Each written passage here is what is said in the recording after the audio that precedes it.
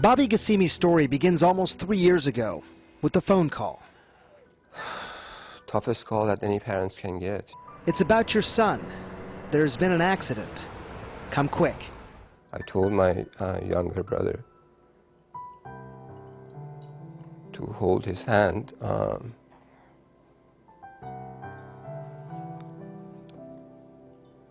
until I get there.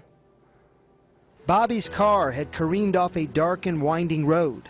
Paramedics assessed the wreckage and Bobby. When I'm looking at the reports, they report a Glasgow coma score of 3. A brick or a piece of wood has a Glasgow coma score of 3. It's dead. And somehow the paramedics miraculously managed to revive this kid. This was the scene when his parents finally arrived to Bobby's bedside. He realized that he could be going any time. There had been so much bleeding within the brain. His skull could not contain the swelling. Every part of his brain was affected. But Peter and Marjan Ghassemi shrugged off the horror of their situation to fight. Our motto during the whole time that he was in coma, you fight your way and you come back to us.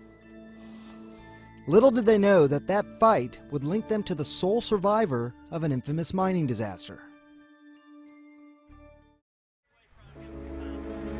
Tonight, 13 coal miners trapped nearly 2 miles inside a West Virginia mine. A few years before Bobby's car barreled off that road, 13 miners huddled together after an explosion as deadly carbon monoxide crept into the airspace around them. 41 hours later, the only confirmed survivor is Randall L. McCloy, Jr. Dr. Julian Bales was Randy McCloy's neurosurgeon. He had had a massive heart attack from carbon monoxide and methane poisoning. He was in liver failure, kidney failure, had a collapsed lung. McCloy's body somehow recovered. The question was, could his brain do the same? Can you quantify the likelihood that someone like a Randall McCloy would recover, that he would have a meaningful neurological recovery? We felt, and I think everything since then supports the fact that it was truly a long shot. But Bales was concocting an unorthodox plan to try and save Randy McCloy's brain. High doses of omega-3 fatty acids, fish oil. So the concept was then trying to rebuild his brain with what it was made from when he was an embryo in his mother's womb. Rebuild his brain? Yes. We gave him a very high, unprecedented dose to make sure we saturated and got high levels in the brain. Had that ever been done before, to your knowledge? No, it had not. Bales was going out on a limb, but he had a hunch. In other studies, omega-3 seemed to restore balance in the brain, helping some patients with depression or suicidal thoughts. Could an injured brain be similarly restored? And if so, how? If you have a brick wall and it gets damaged, would you want to use bricks to repair the wall? And omega-3 fatty acids are literally the bricks of the cell wall in the brain. During a traumatic brain injury, the brain swells and nerve cells stop communicating and die. Omega-3 fatty acids, the theory goes, can rebuild damaged nerve cells, reduce inflammation, keep those brain cells from dying. The problem?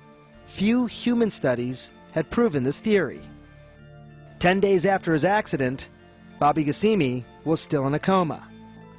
If he ever comes out of the coma, we don't know what kind of shape he's going to be in. And it was really hard to hear that, okay, he lived, he survived, and then now what? So they saved his life, but we don't have anything that helps from that point forward. And I would love to have you on the show. Dr. Michael Lewis, a former Army colonel and omega-3 researcher, believes fish oil could be the missing link.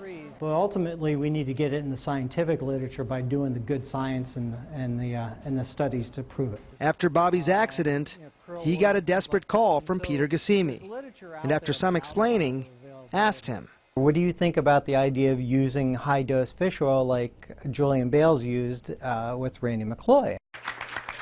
The carbon monoxide level was really high, and I have no explanation of how I escaped it. But McCloy, whose remarkable recovery is well known, was just one case. and it remains unclear whether omega-3 was truly the key. The next hurdle for Ghassemi?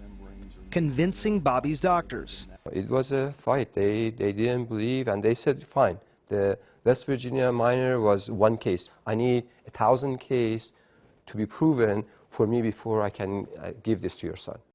He literally had to lay down in the middle of the floor and throw a tantrum until they started to put it down his child's feeding tube. The tantrum worked, and 2 weeks after starting his fish oil regimen, Bobby Ghassemi, case study number 2, began to emerge from his coma. About 2 months after that, he attended his high school graduation.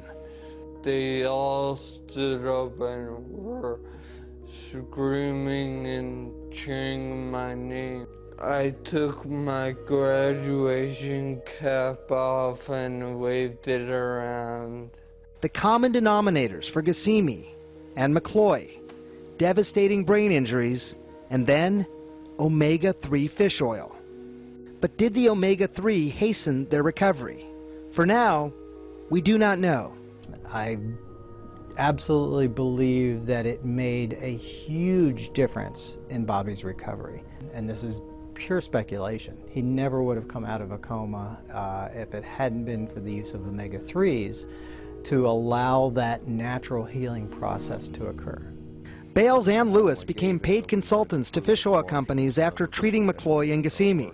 Since then, they have seen omega-3 work in similar cases, and they believe, taken daily, it could form a lubricant, as they call it, against future brain injury. Is this a big deal to you? It is a big deal. There is no known solution. There is no known drug. There's nothing that we have really to offer these sorts of patients.